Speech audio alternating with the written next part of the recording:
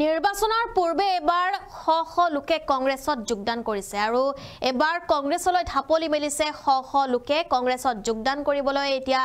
আহি পৰিছে শ শ লোক আৰু শ শ লোকে কংগ্ৰেছত যোগদান কৰিছে আৰু নিৰ্বাচনৰ পূৰ্বে কংগ্ৰেছৰ শক্তি বৃদ্ধি বিজেপিৰ পৰিৱৰ্তে এবাৰ কংগ্ৰেছত যোগদান কৰিছে শ শ লোকে সবিশেষ তথ্য লৈ আহিছো এই মুহূৰ্তত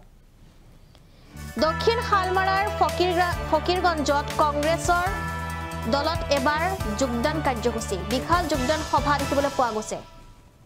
জিলা ছাত্ৰ সন্থাৰ প্ৰাক্তন সভাপতি শৰীফুল ইছলামৰ আনুষ্ঠানিকভাৱে যোগদান কংগ্ৰেছত পঞ্চায়ত নিৰ্বাচনৰ বাবে কংগ্ৰেছ দলে নিজৰ ভেটি মজবুত কৰাৰ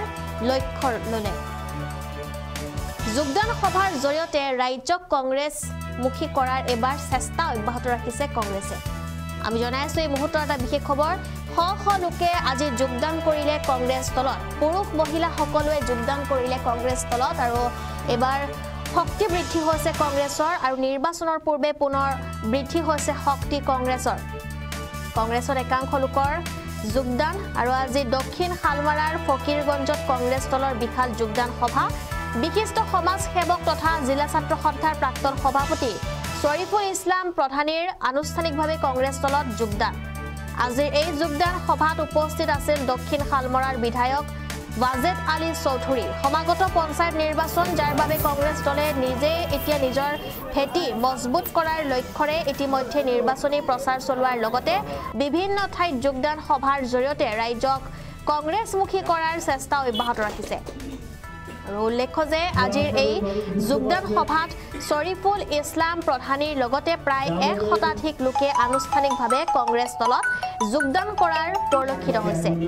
আমি দৃশ্যই মুহূৰ্ত দেখুৱাই আছো আৰু আজি শ শ সংখ্যালঘু লোক এনেদৰে কংগ্ৰেছত যোগদান কৰিছে আৰু এবাৰ কংগ্ৰেছৰ শক্তি বৃদ্ধি হৈছে নিৰ্বাচনৰ পূৰ্বে কংগ্ৰেছৰ ভেটি সুৰক্ষা লগতে শক্তিশালী কৰাৰ লক্ষ্যৰে এনেদৰে বিভিন্ন ঠাইত যোগদান সভা অনুষ্ঠিত কৰা হৈছে য'ত শ শ সংখ্যালঘু লোক ওলাই আহিছে তেওঁলোকে কংগ্ৰেছত যোগদান কৰিছে আজি শ শ পুৰুষ মহিলাই যোগদান কৰিছে কংগ্ৰেছত শ শ সংখ্যালঘু পুৰুষ মহিলাই একেলগে যোগদান কৰিছে কংগ্ৰেছ দলত দক্ষিণ শালমৰাৰ ফকিৰগঞ্জত কংগ্ৰেছ দলৰ বিশাল যোগদান সভা আৰু এই যোগদান সভাত একাংশই কংগ্ৰেছ দলত যোগদান কৰিছে মন্তব্য আছে আমাৰ হাতত সেয়া শুনাবলৈ চেষ্টা কৰিম বিগত দিনত যি আমি ভোট কৰিছো সেই ভোট যাতে আমি আকৌ নকৰো তাৰ বাবে আমি সকলোকে একত্ৰিত হৈ আজিৰ এই যোগদান কাৰ্যসূচীৰ জৰিয়তে আপোনালোক সকলোকে অনুৰোধ জনাইছো যাতে আমি একেলগে আমাৰ সন্মানীয় বিধায়ক ৱাজেদ চৌধুৰী ডাঙৰীয়াৰ হাতত হাত ধৰি একেলগে আমি যাতে আগুৱাই যাব পাৰো তাৰ বাবে আমি সকলোকে একত্ৰিত হ'বলৈ অনুৰোধ জনাইছো আজি আমি অত্যন্ত আনন্দিত দীৰ্ঘদিনৰ পৰা ৰাজনীতি কৰি আহিছোঁ ফকিৰগঞ্জ অঞ্চলত আজি ইউডিএফ দল বিজেপি আশু বিভিন্ন সংগঠনৰ ফালৰ পৰা প্ৰায় শতাধিক মানুহ আজি কংগ্ৰেছ দলত যোগদান কৰিছে মই ভাবোঁ যে এই যোগদানে এইটোৱে ইংগিত বহন কৰিছে যে ৰাইজ আৰু ইউডিএফক পঞ্চায়তত তেওঁলোকে ভোট নিদিয়ে গতিকে প্ৰত্যেক পঞ্চায়তৰ পৰাই মোক আহ্বান কৰি আছে প্ৰত্যেক পঞ্চায়তে এনেধৰণৰ যোগদান কাৰ্যসূচী চলিব আজিও 2টা বজাত লস্কৰা পঞ্চায়তৰ ৰাজুৰাম চাৰিআলিত প্ৰাক্তন সভাপতি নুৰুল ইছলামৰ নেতৃত্বত বহু মানুহ আজি কংগ্ৰেছ দলত যোগদান কৰিব গতিকে এই যোগদানে আমি ভাবোঁ কংগ্ৰেছ দলৰ হাত মজবুত কৰাৰ কাৰণে তেওঁলোকে আগবাঢ়ি আহিছে কাৰণ বৰ্তমান ৰাজনৈতিক যিটো পৰিৱেশ যিটো পৰিস্থিতি যিটো সাম্প্ৰদায়িকতাৰ উস্কানি মুখ্যমন্ত্ৰী নিজেই দি আছে গতিকে এই সাম্প্ৰদায়িকতাৰ পৰা বাচিবলৈ এই কংগ্ৰেছ দলৰ নেতৃত্বত 2026ত চৰকাৰ গঠন কৰাৰ পৰিকল্পনা ইতিমধ্যে হাতত লোৱা হৈছে আৰু প্ৰতিজ্ঞাবদ্ধ আমাৰ ৰাইজে গতিকে কংগ্ৰেছ দলক শক্তিশালী কৰাৰ কাৰণে কংগ্ৰেছ দলত যোগদান কৰি আছে কিমানজন যোগদান কৰিলে আজি প্ৰায় শতাধিক যিমানে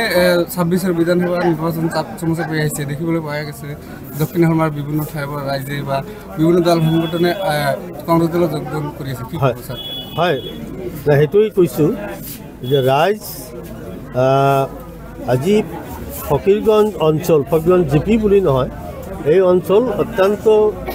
ৰাজনৈতিকভাৱে সচেতন ব্যক্তি। ইয়াত মানে এটা সময়ত এছ'চিয়েৰ প্ৰভাৱ আছিলে, এছ'চিয়েৰ প্ৰভাৱটো যদিও কমিলে আকৌ UDFৰ প্ৰভাৱ বৃদ্ধি হ'ল, কিন্তু যোৱা লোকসভা নিৰ্বাচনৰ পিছৰ পৰা UDFৰ প্ৰভাৱো কমিছে।